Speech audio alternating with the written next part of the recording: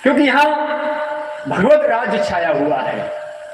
पूरी तरह विशुद्धतम उपासना भगवान श्री गोकुलेश्वर सामने विराज रहे हैं।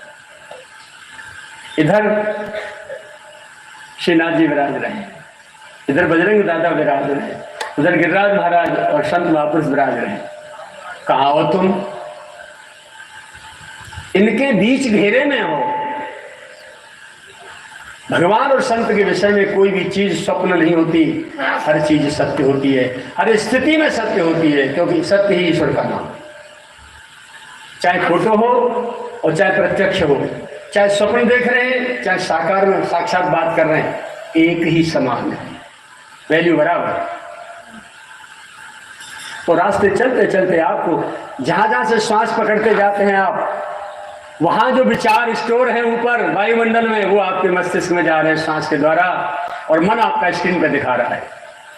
किसी ने बुरा चिंतन किया, किसी ने अच्छा चिंतन किया, ये उसका प्रभाव। भगवान श्री राम जब वन में जा रहे थे, प्रामाणिक घटना है, पीछे पीछे माता और उनके पीछे भैया लखन जा रहे थे। तो एक स्थान को देखा, भगवान ने प्रणाम किया,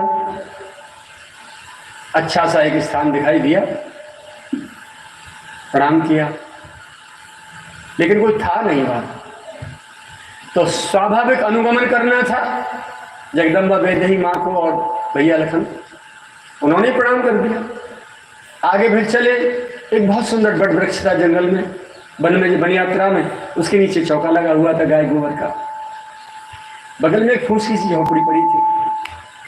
भगवान ने फिर नमन किया झुक के, दोनों ने प्रणाम कर लिया। आगे फिर चले, एक खंडहर टूटा फूटा सा रास्ते से थोड़ा हटके अलग वो दिखाई दिया।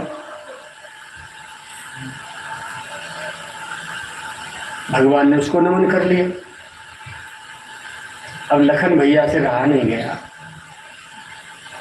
कि जहां कुछ नहीं था, कोई पेड़ नहीं, कोई व्यक्ति नहीं, कोई झोपड़ी नहीं, पहले आपने वहां प्रणाम किया, अब हमें तो आपकी नकल करनी। फिर आए तो वहां चौका लगे, बट वृक्ष दिखाई दिए, झोपड़ी सी, वहां प्रणाम किया। अब आप यहाँ खंडर को यहाँ नमन कर रहे हैं, हमारी हमें समझाया तो दो, काया को अर्थ। बोले चलो। वो रास्ता छोड़ के भगवान जो वन मार्ग था उसे छोड़ के उस खंडर की ओर चल दिए। बोले आ जाओ। वहां एक चबूतरी सी खंडर ऊंचा सा स्थान, भगवान उसे बैठ गए, विराज गए, बगल में जगदम्बा विराज गई। लखन भैया सामने थे दूरी पे, वो वहां खड़े थे। थोड़ी देर रुके, प्रभु ने प्रैक्टिकल अनुभूति कराने के लिए लखन भैया से कहा, भैया लक्ष्मण, हाँ कहा है, माथा ने खा चले, उन्होंने पी रहे हैं, भैया भैया भैया भैया भैया प्यास लगी है, पानी ले आओ। जिका का जी बैठिए बगल में, लटका राखिए, मैं तो अपनी छोड़े आयो, तुम यहाँ ना लटका डोल रहे हो, आप मंगा ले ना। जगदम्बा मैया जान की देखी, भगवान को देखने लगी, हाय पत्नी तक से मिलके नहीं आए और कराल विकराल काल बन गए होते महाराज दशरथ जी को, कोई मैया के प्राण लेने के लिए मेरे ठाकुर को बंद दे दिया, और सोचा नहीं, सारे सुख विलासता छोड़ी, और ये क्या कर रहे हैं। बगल में बैठे राम जी ने पंजो हाथ को नीचे से नीचे वही दबा लियो। मैंने चुप, जानकी चुप है, मन कोई राज है, कोई लीला कर रहे हैं प्रभु। इशारे से कहीं ना की मट्टी उठा लेने, माँ जगदम्बा ने झुकी और झुक के वो मट्टी और साफी में से अपने पल्लू में साड़ी के बांधी, गांठ लगा ले, और गांठ लगाए थे। बोले चल लक्ष्मण भैया पानी जाप मंगा पी लियो, मैं कोई गुलाम ना हूं, मैं तो जा रहा हूं अयोध्या, और लौट पड़े। लक्ष्मण जी अयोध्या के लिए वापस हो लिए वहां से स्थान से, और जैसे ही उस स्थान की सीमा से दूर हुए, जैसे ही सीधे वन मार्ग पर पहुंचे, भैया भैया इधर राम जी पहुंच गए, भागे, चरणों में लेटे, क्षमा याचना एकदम, भैया मेरे से गलती हो गई, भैया अपराध हो गया, मुझे माफ कर दो। राम जी हंसने लगे, हृदय से लगा दिया। फिर लक्ष्मण इधर आओ, तुमने पूछा था ना कि तुमने नमन क्यों किया? बोले स्थान का अपना प्रभाव होता है, और जैसा व्यक्ति, जैसे विचार का व्यक्ति जिस स्थान पर रहता है, उस व्यक्ति के विचार उस स्थान पर विद्यमान रहते हैं हमेशा हमेशा के लिए वायुमंडल में। बोले अब मोर ऐसे तो समझा दो, मुझे क्षमा करो। बोले गलती तेरी नहीं, मैं तुझे तेरे कही ना, कैसे माने साहब, तुझे प्रैक्टिकल कराया है मैंने, अब तेरे विचार शुद्ध हो गए ने उस स्थान से हटते ही। बोले हाँ। पहले से है गए? बोले हाँ। बोले रुक जाओ, वैसे ही वो मिट्टी कहाँ है? मार्ग से बगल में इधर हट गए। बोले इसको डालो जाओ, जो लेके आई पल्लू में। लक्ष्मण खड़े हो जाना इस पर। दोबारा लक्ष्मण होते ही तुरंत फिर वही विचार, हट कूद के गलन गए। बोले भैया इतना बड़ा दुष्प्रभाव? बोले हाँ। उठाओ इस मिट्टी को, पटक क्या वही, नहीं ये स्थान दूषित हो जाएगा। वो मिट्टी वही पटकवा दी। बोले क्या था कारण इसका? बोले दो भाई रहते थे यहाँ, एक भाई ने संपत्ति के पीछे दूसरे भाई का मर्डर कर दिया, मृत्यु मार डाला, उसको हत्या कर दी, और बदमाशों ने अकेला रह गया तो उसकी हत्या कर दी धन के पीछे। तो यहाँ बंधु विरोध के परमाणु हैं, इसीलिए वहां जाते ही तेरे चित्त में मेरे प्रति विरोध खड़ा हो गया। मैंने वहां सांस पकड़ी।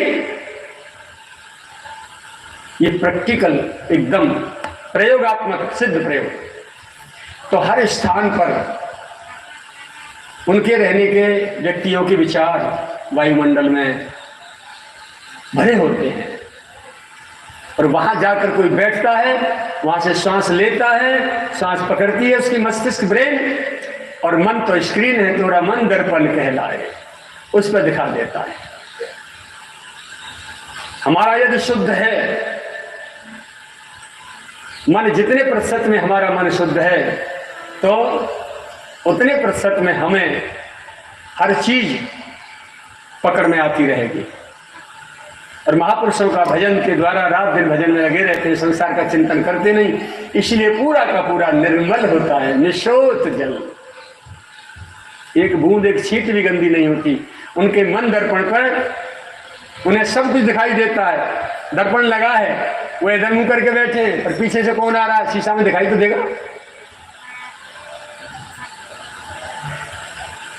तो मन की सारी दीवारों में शीशे लगे हैं, इधर से कौन आ रहा है, इधर से कौन आ रहा है, पीछे से कौन आ रहा है, आगे से कौन आ रहा है, सब दिखाई देता है। भगवान क्या कर रहे हैं वहां, कौन जीव कहाँ क्या कर रहा है, सामने आने वाला क्या विचार लेके आया है, थोड़ी देर में उनकी आंखें पहचान लेती है, उन्हें दिखाई देता है।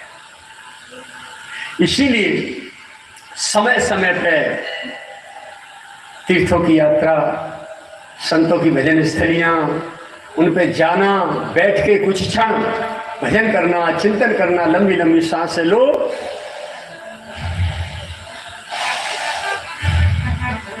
अभी करके देख लो प्रैक्टिकल, 20-20, 25-25 सांस खींचो लंबी लंबी और छोड़ो। इसके बाद अंतिम सांस छोड़ के खाली बिना सांस के थोड़ी देर बैठ के देखो, प्रैक्टिकल करो, अभी तुम सिद्ध हो जाओगे। तुम्हारे ऐसा लगेगा भीतर से कोई कुछ चीज निकली, एकदम नेत्र बंद करके और बिना सांस के बैठना, अंतिम सांस निकाल के, ऐसा लगेगा मस्तिष्क एकदम बर्फ जैसा शीतल हो गया। इसीलिए प्राणायाम की आवश्यकता है। श्वसन क्रिया से जो किया जाता है उसे प्राणायाम कहते हैं, शरीर से फिजिकली जो किया जाता है उसे आसन कहते हैं। और आसन प्राणायाम दोनों शरीर और दिलो दिमाग दोनों को, शरीर को स्वस्थ और मस्त और दुरुस्त और चुस्त रखते हैं। आरोग्य के लिए शरीर का स्वस्थ होना और अध्यात्म के लिए मन का स्वस्थ होना, निरोगी होना, निर्मल होना, पवित्र होना, ये परम आवश्यक है।